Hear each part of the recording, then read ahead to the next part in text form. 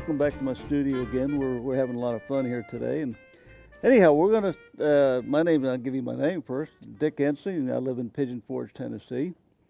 But what we're gonna do today, we're gonna do a little oil painting, but we're gonna do it in steps. I'm gonna show you different stages. A painting has to go through stages. And one of the free art lessons we talked about was organize and plan your composition. Okay, so we've done that already. And this is the composition that you see here is the one we're going to paint, but we're going to do it in stages. First thing I'm going to do basically, and I've already done basically a value sketch of it, we're going to leave that alone. But I'm going to take and show you how to go through the stages of oil painting. Now I've got a book I've written called Painting the Illusion. I go through all those steps. But here we're going to show you some of the ways that you can do it and cut some of your time and learn how to paint. First thing I do, I've already laid out the composition. I've got it here. This is over in Townsend, Tennessee, just as you approach the Great Smoky Mountains. A beautiful scene today. But what we're going to do here, and I'm going to do basically a value sketch in one color. When I go out to paint landscape, plein air, I basically use cerulean to sketch. So let's start that. And these paints I'm using are very fluidy. They've got beautiful color. They're basically the Charbon. They're excellent paints. They hold their color. When they dry, they're very similar to what you see right here. Okay. Now I use I like the long bristles on my brush. Okay. Called the flats. They have the long. Don't get the shorter ones because they're going to wear down the short. Get as long as you can. And you get a nice chisel edge on these. Okay. Now when you first start sketching, do what I call just gestural things. Look at it, look for your horizon, which is right about here, and very lightly draw it. And even if you're just pretending you're drawing it in your mind, play with the canvas a little bit. Don't make a statement until you're ready. And then when you do it very lightly. Look for shapes. Look at the shapes here. This barn falls in a triangular shape, okay?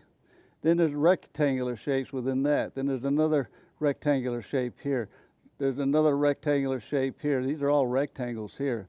Look at the clouds here. You got rectangle here. You got a rectangle. You got a triangle here. You've got ovals here. So all these shapes. And what you're looking for is shapes. Okay. And I like to use this color because this color, especially in the summertime, blends with every color that you see in summer, with the greens, with the blues, with the yellows. Okay. Now, basically, I want to place this. Put the center. Now, this is called what you call a geometric center right here. Don't ever place anything geometrically in the center. Put it to the left or to the right. It's much more interesting. It's called a visual center. This barn here, you wouldn't want to put that barn right in the center. It would be very boring. Put it off to the left, right over here. Right about there, okay? You have to draw a little triangle first. And then put your shapes into the triangle, okay? Watch your perspective. Okay? And all of a sudden, before you know it, you'll have this composition drawn on there. Now we're going to do this rapid. I would spend, if I was out painting in the morning, especially early in the morning, I paint about 9 o'clock, 8 o'clock in the summer. I might take an hour just on this step. Because if you'll take your time on these steps, the rest of it goes a lot easier. Much quicker. Now there's a difference between an artist and a painter. A painter paints, an artist draws. But you should have some drawing skills. Don't neglect that. See, this goes down. Now look, here's a triangular right here. This whole field here is all in a triangular shape. Right about there. Then let's start here on the top. Look at the tree lines back here, okay? Follow the lines. Follow the lines. You know the old thing, follow the money, you'll find out where it goes. Well, follow the lines here. Now your composition, a good composition will fall within a triangular shape too. You've got a triangular shape here, You've got one here, so you've got one cutting across the other one.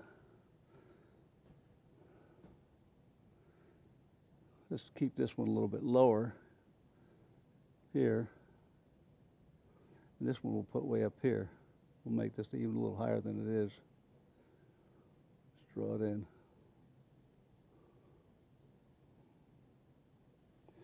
Very lightly. As you get into it where it gets dark, if it gets dark, go a little darker. I like these. These are the Pro Stroke brushes. Very nice. They wear good, especially the way I paint. I do a lot of scumbling. You'll like the way they hold up.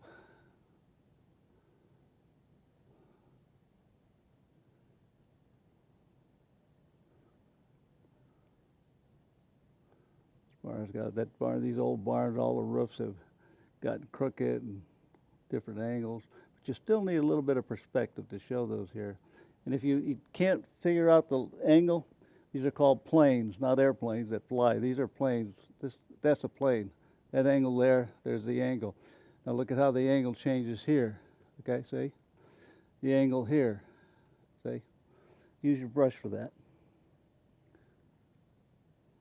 Tell you, these little free lessons online, I've watched several of them from friends of mine, and I tell you what, they're wonderful things. You can learn a lot from them. Okay? Well, let's take a little bit bigger brush here. We've got enough information here. Let's just kind of scumble in some values. Okay, we're going to do basically a value sketch here. Okay, let's take a little bit heavier brush. Okay. And now we're paint dry. I'm not using any terps right now. Okay. We'll do that when we get into the color so we can change our color. But right now we're just painting. Now let's scumble in some darks. See where the darks are? Take the side of your brush, scumble. This is called scumbling. It's a nice technique. Puts in the values for you. Don't skip around. Follow the way it goes. Follow the lights. Follow the darks, the middles, the lights. Okay. These brushes get better as they get worn a little bit.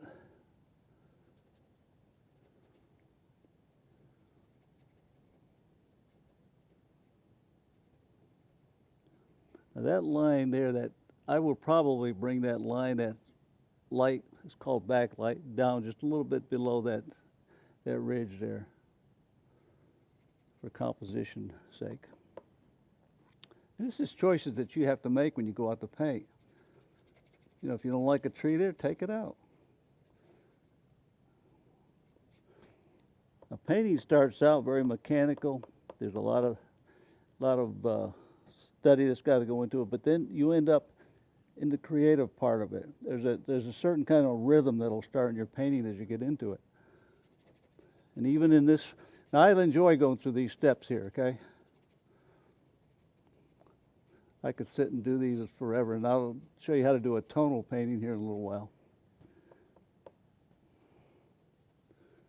Bring that way up here. These paints are very nice to use. They go on nice. They paint just as well as they do when you're doing this. Like I said, this is called a tonal, or a value sketch rather, basically. Putting in values, darks, middles, and lights. Keep in mind, what do values do? Values establish the form of the object.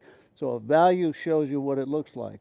Intensity goes back and it comes forward. It's called color perspective. If it goes less intense, it goes forward to the back. If it comes more intense, it comes forward.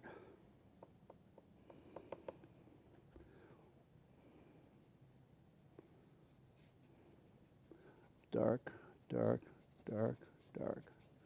Let's get into this barn a little bit here. Let's take a little smaller brush here. Just kind of get in here. Whoops, don't want to get too much paint on there first.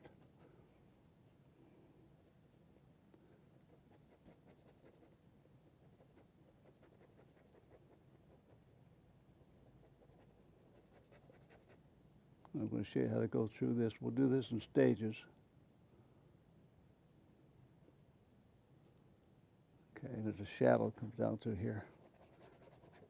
And we talked about shadows. Shadows are always a complement of whatever color that. Say the barn is red, you'll see it'll cast a green shadow. But when it mixes with another color, it's going to more likely gray. So get into those clouds just a little bit here of that color that in the background. See all this beautiful cerulean color.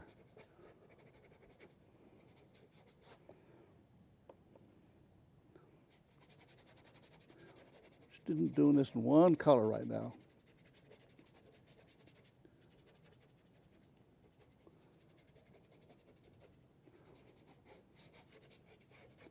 You got those mountains in the background here. Let's put them in quickly.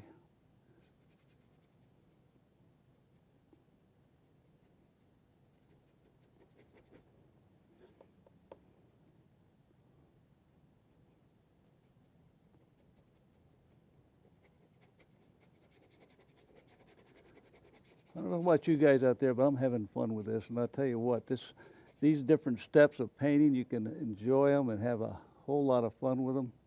See, I brought this down a little bit past the roof of that barn too. These darks. Okay. Let's go a little bit further than this. I want to show you real quickly before we stop this, and we'll continue. You want to see what white really looks like. This is a Permalba white I'm using here. I also use a Charbon, but I like the Permalba and the two. But here's what white. See how white that is?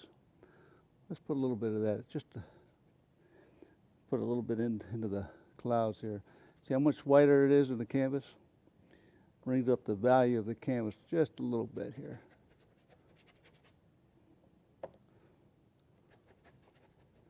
So you can go a little bit into here and bring that color down a little bit.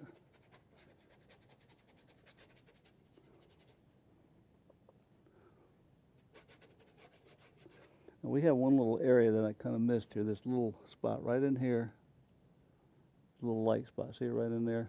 This little spot, I just put it back in there. And this here basically comes down past our roof line, so that's got to be light right through there. Okay. Now, let me show you one thing. Just before we stop this, we're going to do a reconstruction. I'm going to do it just on the barn and show you what happens. Mix yourself a very dark color, say an ultramarine and alizarin, and go in here wherever you see it where it's dark, go dark. Now watch what's going to happen here. Dark, dark. Okay. Goes not quite as dark back there. Out here a little bit. Dark in there. Goes down. Not quite as dark here. Up here very dark here. Comes down. See what's happened? This is called reconstruction. I missed this a little bit. See, this has got to come over here. So this is when you reconstruct your something you miss. You always get a chance to go back on your paintings. So you never lost in them. Okay? But you do this to the whole painting. I'm just doing it in this one little spot just to show you what happens. To give you an idea. And this is your reflection. Your mountain, this background comes right about here, comes down through here, comes in here, okay? So this is called just a value, darks, middles, and lights. Okay, we'll get into the color in another series, but right now we'll leave it at this. Here again, my name is Dick Ensing. You can look me up at my website, dickensingartist.com. Write me for any questions. I answer all the questions. If you have any problems or you want to know something about a step, it's Dick Ensing at bellsouth.net. Appreciate you coming. Thank you.